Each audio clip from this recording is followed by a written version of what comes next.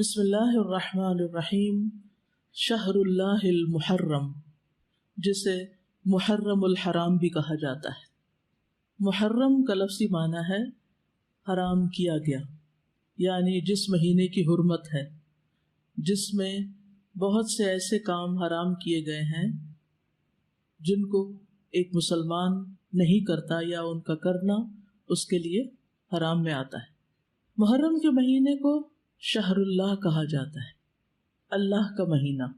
اس مہینے کی تعظیم کی وجہ سے اس کو اللہ کا مہینہ کہا جاتا ہے۔ اس سے اس مہینے کی امپورٹنس کا پتہ چلتا ہے۔ صحیح مسلم کی روایت میں آتا ہے، ابو ہریرہ رضی اللہ عنہ سے روایت ہے کہ رسول اللہ صلی اللہ علیہ وسلم نے فرمایا، رمضان کے بعد سب سے افضل روزے اللہ کے مہینے محرم کے ہیں۔ تو گویا اس مہینے کی بھی خاص عبادت پھر کیا ہوئی؟ روزے۔ عشر ذوالحجہ میں تو پہلے 9 دن کے روزے تھے، لیکن اس میں پورے مہینے میں سے جب بھی آپ چاہیں روزے رکھ سکتے ہیں۔ ضروری نہیں کہ پورے ہی مہینے کے روزے رکھیں جیسے رمضان میں رکھے جاتے ہیں، لیکن 10 تاریخ کا روزہ جو ہے اس کی خاص فضیلت ہے۔ محرم الحرام کی ایک اہمیت کی وجہ یہ بھی ہے کہ یہ ہجری سال کا پہلا مہینہ ہے، تو یہ مہینہ عظمت اور برکت والا ہے اور حرمت والا ہے۔ حسن بصری کہتے ہیں کہ بے شک اللہ نے سال کی ابتدا بھی حرمت والے مہینے سے کی اور اس کا اختتام بھی حرمت والے مہینے سے کیا، یعنی آغاز بھی حرمت سے، اختتام بھی حرمت پر۔ سال میں رمضان کے بعد اللہ کے ہاں محرم سے بڑھ کر عظمت والا کوئی مہینہ نہیں۔ تو اس سے کیا پتہ چلتا ہے کہ اگر جس کام کے آغاز میں اور جس کے اختتام پر خصوصی ہدایات دی جائیں اور اللہ سبحانہ وتعالیٰ کی عبادت اور خصوصاً روزے وغیرہ کی عبادت کی طرف متوجہ کیا جائے تو سال بھر بھی پھر اس کی عادت اپنا لینی چاہیے۔ نئے سال کا آغاز جو ہے وہ دعا سے کرنا چاہیے۔ عبداللہ بن ہشام سے روایت ہے، وہ کہتے ہیں کہ جب مہینہ یا سال آتا تو رسول اللہ صلی اللہ علیہ وسلم کے صحابہ یہ دعا اس طرح سیکھتے جیسا کہ وہ قرآن سیکھتے، اللہم ادخلہ علینا بالامن والایمان والسلامت والاسلام وجوار من الشیطان ورضوان من الرحمن۔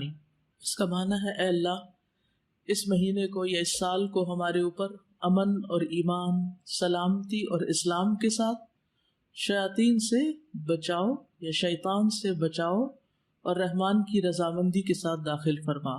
محرم کا مہینہ چونکہ حرمت والا مہینہ ہے تو اس مہینے میں خاص طور پر آپس میں ایک دوسرے پر ظلم کی ممانعت ہے۔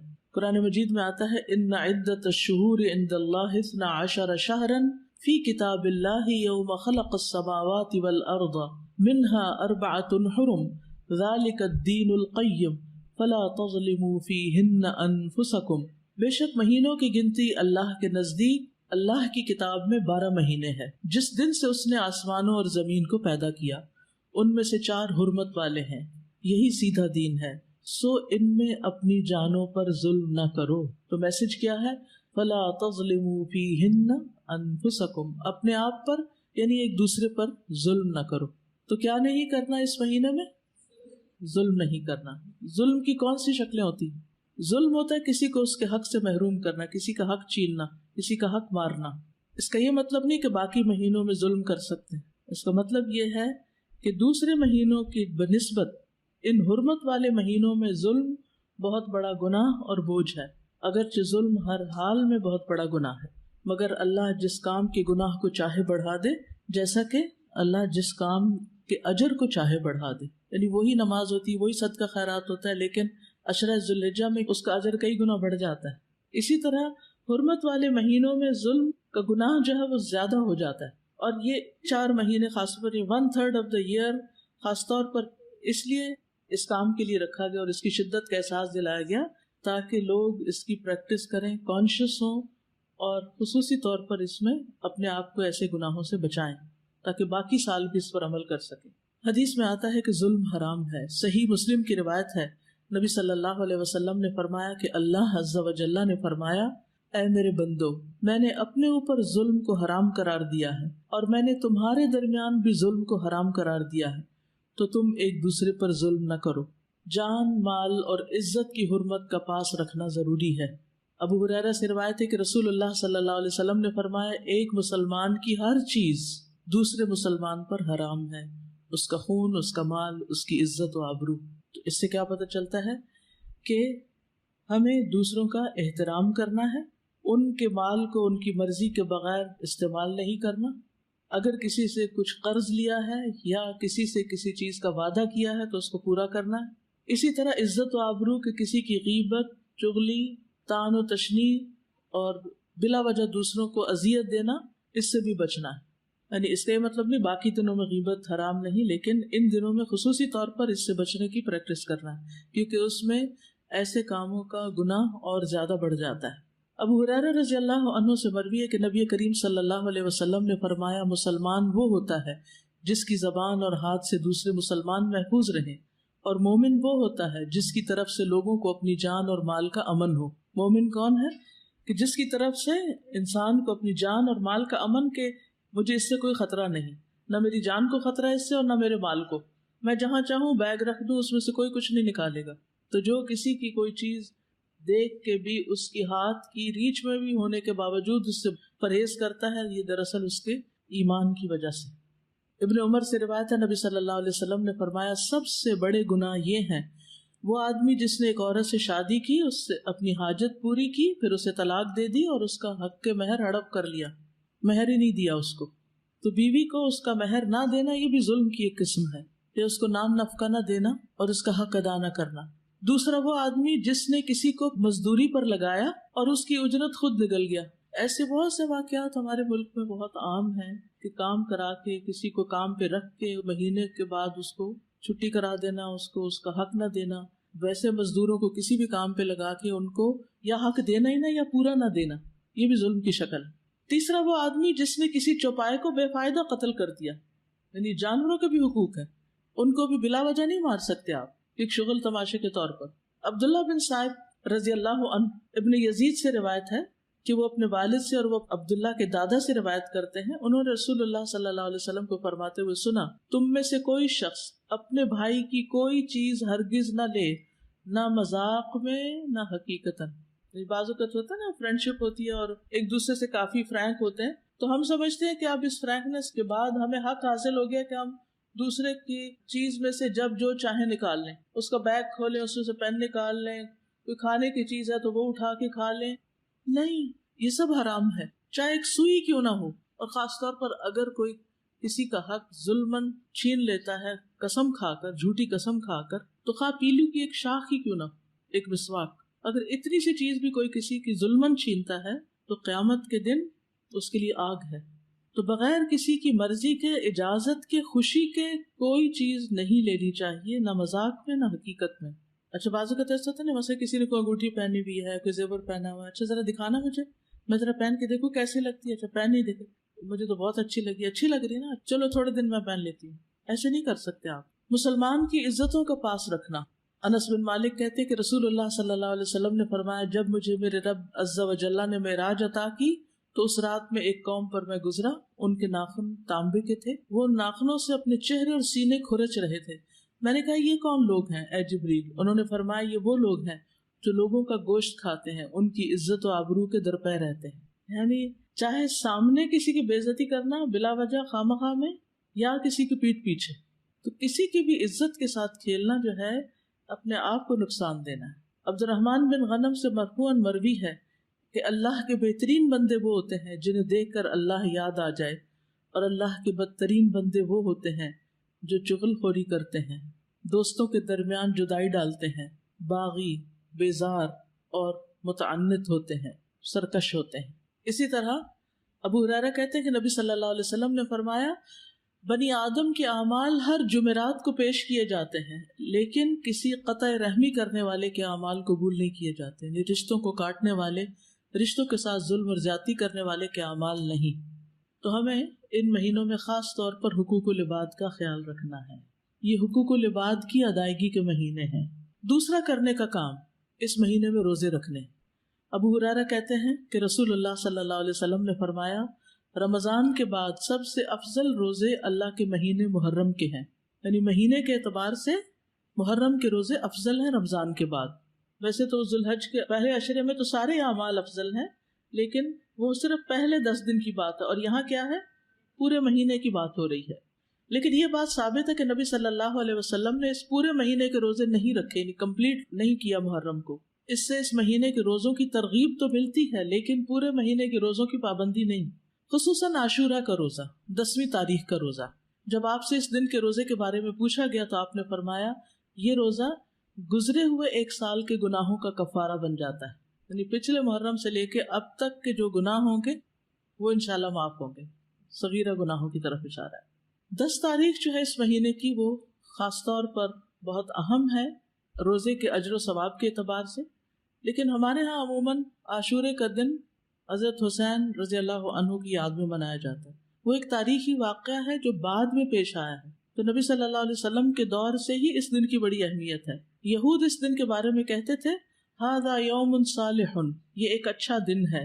بخاری میں آتا ہے ھذا یوم عظیم، یہ بڑی عظمت والا دن ہے۔ تو 10ویں محرم کیا ہے؟ اچھا اور عظمت والا دن ہے۔ یہ کعبہ کو غلاف پہنانے کا دن ہے۔ حضرت عائشہ سے روایت ہے، کہتی ہیں کہ لوگ رمضان کے روزے فرض ہونے سے پہلے عاشورہ کا روزہ رکھا کرتے تھے اور اس روز کعبہ کو غلاف پہنایا جاتا تھا۔ یہ یہود کی عید کا بھی دن ہے۔ ابو موسیٰ سے روایت ہے، یہ صحیح مسلم کی روایت ہے، وہ کہتے ہیں کہ اہل خیبر یوم عاشورہ کا روزہ رکھتے تھے، وہ اسے عید کا دن قرار دیتے اور اس دن اپنی عورتوں کو زیورات اور بہترین لباس پہناتے۔ تو رسول اللہ صلی اللہ علیہ وسلم نے فرمایا تم بھی اس دن روزہ رکھا کرو، یعنی وہ لوگ عید مناتے ہیں تو تم کیا کرو؟ روزہ رکھو۔ اللہ کے رسول صلی اللہ علیہ وسلم نے اس کے بارے میں فرمایا یقیناً عاشورہ اللہ کے دنوں میں سے ایک دن ہے، یعنی خاص دنوں میں سے ہے، تو جو چاہے اس دن روزہ رکھے، جو چاہے چھوڑ دے، یعنی نفلی روزہ ہوگا، فرض نہیں ہے۔ رمضان کے روزے فرض ہونے سے پہلے یہ فرض تھا۔ ابن عباس سے روایت ہے، وہ کہتے ہیں کہ میں نے نبی صلی اللہ علیہ وسلم کو نہیں دیکھا کہ عاشورہ کے دن اور رمضان کے مہینے کے علاوہ کسی دن کو افضل سمجھ کر آپ نے اس دن کا روزہ رکھا ہو، یعنی اس دن کو افضل سمجھا۔ اب آپ کہیں گے کہ وہ جو 9 ذی الحج والی بات ہے کہ وہ 2 سال کے گناہوں کی معافی ہے، تو اس دن آپ حج کر رہے تھے، اور حج کرنے والے 9 تاریخ کو روزہ نہیں رکھتے۔ یہ نجات کا دن اور شکر کے روزے کے طور پر یہود کے ہاں مشہور تھا۔ جب نبی صلی اللہ علیہ وسلم مدینہ آئے تو وہاں کے لوگ ایک دن یعنی عاشورہ کا دن روزہ رکھتے۔ ان لوگوں نے بتایا یہ بڑی عظمت والا دن ہے، اسی دن اللہ تعالیٰ نے موسیٰ علیہ السلام کو نجات دی۔ قرآن مجید میں پڑھا نا آپ نے، وَإِذْ نَجَّيْنَاكُم مِّنْ آلِ فِرْعَوْنَ يَسُومُونَكُمْ سُوءَ الْعَذَابِ يُذَبِّحُونَ أَبْنَاءَكُمْ وَيَسْتَحْيُونَ نِسَاءَكُمْ وَفِي ذَلِكُمْ بَلَاءٌ مِّن رَبِّكُمْ عَظِيمٌ۔ تو اس کے شکر میں موسیٰ علیہ السلام نے اس دن روزہ رکھا، یعنی سب سے پہلے موسیٰ علیہ السلام نے یہ روزہ رکھا۔ آپ نے فرمایا میں موسیٰ سے ان کی نسبت زیادہ قریب ہوں، یعنی یہ پیغمبروں کی اطاعت نہیں کرتے اور ان کا حق ادا نہیں کرتے، موسیٰ علیہ السلام مجھ سے زیادہ قریب ہیں، تو آپ نے خود بھی اس دن کا روزہ رکھنا شروع کیا اور صحابہ کو بھی اس کا حکم دیا۔ دور نبوی میں بچے بھی عاشورہ کا روزہ رکھتے تھے۔ ربیہ بنت معوذ سے روایت ہے کہ نبی صلی اللہ علیہ وسلم نے عاشورہ کی صبح انصار کے گاؤں میں کہلا بھیجا، جس نے صبح اس حال میں کی ہو کہ روزے سے نہ ہو تو وہ اپنا باقی دن پورا کر لے، یعنی درمیان میں بھی روزے کی نیت کی جا سکتی ہے، نفلی روزے کی، اور جو شخص روزہ دار ہو تو وہ روزہ رکھے، یعنی جسے نیت کر لی وہ پورا کرے۔ ربیہ کہتے ہیں کہ اس کے بعد ہم لوگ خود بھی روزہ رکھتے اور اپنے بچوں سے بھی رکھواتے۔ ہم انہیں اون کا ایک کھلونا دے کر بہلائے رکھتے، جب کوئی کھانے کے لیے روتا تو وہی دے دیتے، یہاں تک کہ افطار کا وقت آ جاتا۔ یہ تربیت ہے نا، ٹریننگ ہے۔ اس دن کا روزہ جو ہے یہ مستحب ہے۔ جابر کہتے کہ رسول اللہ صلی اللہ علیہ وسلم ہمیں عاشورہ کا روزہ رکھنے کا حکم دیتے، ہمیں اس کی ترغیب دیتے اور اس موقع پر ہماری نگرانی فرماتے، یعنی رکھا ہے کہ نہیں۔ اس کے بعد جب رمضان کے روزے فرض کر دیے گئے تو آپ نے ہمیں نہ حکم دیا نہ منع کیا اور نہ اس موقع پر ہماری نگرانی کی، یعنی نفلی روزہ ہو گیا، مستحب ہو گیا۔ حضرت عائشہ سے روایت ہے کہ جاہلیت کے ایام میں عاشورہ کے دن کا روزہ رکھا جاتا تھا، جب اسلام آ گیا تو اب جو چاہے اس کا روزہ رکھ لے اور جو چاہے اسے چھوڑ دے، لیکن نبی صلی اللہ علیہ وسلم نے 2 دن کے روزے کا ارادہ کیا، 9 اور 10 کا۔ عبداللہ بن عباس کہتے ہیں جب رسول اللہ صلی اللہ علیہ وسلم نے یوم عاشورہ کا روزہ رکھا اور اس کا روزہ رکھنے کا حکم دیا تو صحابہ نے عرض کی اللہ کے رسول یہی دن ہے جس کی یہود و نصارہ تعظیم کرتے ہیں۔ اس پر رسول اللہ صلی اللہ علیہ وسلم نے فرمایا جب آئندہ سال ہوگا تو اگر اللہ نے چاہا تو ہم 9ویں دن روزہ رکھیں گے۔ کہا اس کے بعد آئندہ سال نہیں آیا کہ رسول اللہ صلی اللہ علیہ وسلم وفات پا گئے۔ تو افضل کیا ہے 2 دن کا رکھ لیا جائے 9 اور 10 کا. اور 9 محرم جو ہے بعض کے نزدیک 9 اور بعض 10 دونوں کو عاشورہ کا دن بھی کہا جاتا ہے. پہلا عشرہ ہے نا اس میں بعض کہتے ہیں 10 اور 11 بھی رکھ سکتے ہیں، لیکن یہ کہ 11 تاریخ کے روزے کی روایت ضعیف ہے، اصل میں 9 اور 10 ہی ہے. ابن القیم کہتے ہیں کہ ابن عباس کا یہ کہنا تم محرم کا چاند دیکھو تو گنتے رہو اور 9ویں تاریخ کے دن کی صبح روزے کی حالت میں کرو. تو اس سے مراد یہ نہیں کہ عاشورہ 9ویں تاریخ کو کہتے ہیں، بلکہ ان کی مراد یہ ہے کہ 10ویں سے پہلے 9ویں کا روزہ بھی رکھو، کیونکہ آپ نے فرمایا تھا کہ اگر میں زندہ رہا تو روزہ رکھوں گا. تو یہ ایک طرح سے آپ کی سنت ہو گئی، کیونکہ آپ نے اس کے بارے میں خود صحابہ کو ترغیب دلائی. اور یہ جو الفاظ ہیں نا سلسلۃ الاحادیث الضعیفہ کے، کہ اگر میں زندہ رہا تو یوم عاشورہ سے 1 دن پہلے یا 1 دن بعد میں روزہ رکھنے کا حکم دوں گا، یہ روایت ان الفاظ سے منکر ہے، یعنی اس کا انکار کیا گیا ہے، اس کی سند ضعیف ہے. اسی طرح ابن عباس کا بھی ایک قول ہے جو نبی صلی اللہ علیہ وسلم سے وہ روایت کرتے ہیں کہ آپ نے فرمایا یہود کی مخالفت کرو اس طرح کہ 1 دن پہلے یا بعد کا روزہ رکھو، تو اس کی سند ضعیف ہے، تو اس لیے بعد والا نہیں. ابن تیمیہ رحمہ اللہ کہتے ہیں صحیح بات تو یہ ہے کہ 9 اور 10 دنوں کا روزہ رکھنا مستحب ہے، کیونکہ آپ کا آخری حکم یہی تھا کہ اگر میں اگلے سال زندہ رہا تو 9ویں کا بھی ساتھ رکھوں گا. ویسے تو پورے مہینے میں روزے رکھ سکتے ہیں آپ، چاہے تو 11ویں کا ساتھ رکھ لیں، 3 اکٹھے رکھ لیں، لیکن وہ جو ہے نا فضیلت والی بات اور مستحب ہونے والی بات وہ 9 ہی کی ہے. تو اب آپ کو بات سمجھ آ گئی کہ 9 تاریخ کا جو روزہ ہے وہ نہ رکھا تو پھر اجر سے محرومی ہو سکتی. تو احتیاط کا تقاضا یہی ہے کہ 9 کا رکھا جائے ساتھ. ٹھیک ہے. وآخر دعوانا ان الحمد للہ رب العالمین. السلام علیکم ورحمۃ اللہ وبرکاتہ.